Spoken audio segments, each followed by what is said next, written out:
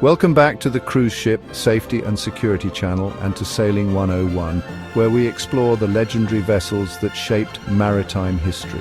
Throughout the ages, the world's oceans have borne witness to extraordinary feats of engineering and human endeavor. These vessels, crafted from wood, steel, and dreams, have transported empires, explored uncharted territories, and left an indelible mark on our collective consciousness. Join us now as we embark on a captivating journey across time and tide, delving into the stories of these iconic ships. From the thunderous broadsides of warships to the elegant lines of clipper ships, we'll uncover the secrets of their construction, the bravery of their crews, and the historical currents they navigated. Prepare to set sail on an unforgettable voyage of discovery as we explore the legendary ships that made waves. Here in the heart of dry dock rests HMS Victory, a testament to naval might and a symbol of Britain's dominance at sea. Launched in 1765, she was a titan of her time, a 104-gun first-rate ship of the line. Imagine the roar as those guns unleashed their fury upon the enemy, the acrid smoke of gunpowder filling the air. Victory's timbers would tremble with the recoil, a testament to the raw power she possessed. It was at the Battle of Trafalgar in 1805 that Victory truly etched her name into the annals of history. Under the command of the legendary Admiral Lord Nelson, Victory led the British fleet to a decisive victory against the combined forces of France and Spain. Nelson's tactical genius, combined with the sheer firepower of Victory and her sister ships, shattered Napoleon's dreams of invading England. The Battle of Trafalgar marked a turning point in naval warfare and cemented Britain's position as the world's dominant naval power for the next century. Today, HMS Victory stands as a proud memorial to that victory and to the courage and sacrifice of the men who fought aboard her. Walking her decks, one can almost hear the echoes of those bygone battles. The creak of her timbers, a whisper of her storied past. She is a tangible link to a pivotal era, a time when empires were won and lost upon the waves. Across the Atlantic, a new nation was forging its own maritime legacy. This is USS Constitution, affectionately known as Old Ironsides, a wooden-hulled, three-masted heavy frigate of the United States Navy. Launched in 1797, Constitution was one of the first 6 frigates authorized for construction by the Naval Act of 1794 and was built at Edmund Hart's shipyard in the north end of Boston, Massachusetts. Her design, the work of master shipbuilder Joshua Humphreys, incorporated innovative features for her time. Constitution's hull was thicker and stronger than that of contemporary frigates, and she was heavily armed with long-range cannons.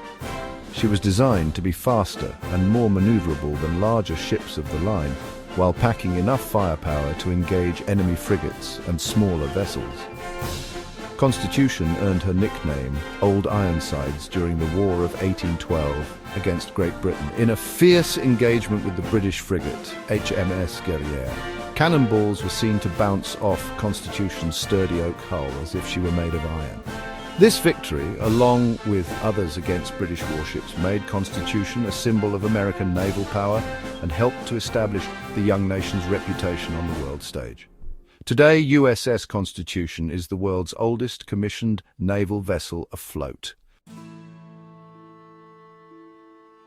Our journey now takes us back to the 15th century, an age of exploration and discovery. This is a replica of the Santa Maria, the largest of the 3 ships used by Christopher Columbus on his historic voyage across the Atlantic Ocean in 1492. While not as famous as her companions, the Nina and the Pinta, the Santa Maria played a pivotal role in this momentous expedition. Imagine the trepidation of her crew as they set sail from Palos de la Frontera, Spain, into the vast unknown. The Santa Maria, a carrack, was considerably larger than the 2 caravels that accompanied her. This made her slower and less maneuverable, but she provided a stable platform for the long transatlantic voyage. Columbus himself described the Santa Maria as very little suited for discovery, yet it was this very ship that carried Columbus and his crew to the New World, forever altering the course of history.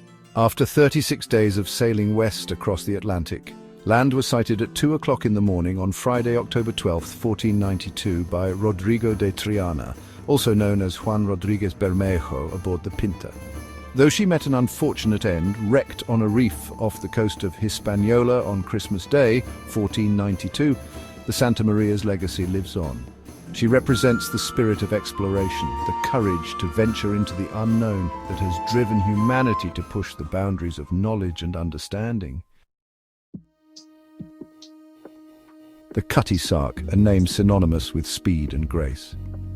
Built in 1869 at Dumbarton, Scotland, she was one of the last tea clippers to be built, and is now the only one still afloat. Her sleek lines and towering masts speak of a bygone era, a time when the world's oceans were alive with the white sails of these magnificent vessels. The Cutty Sark was built for speed, designed to race the annual tea harvest from China to England.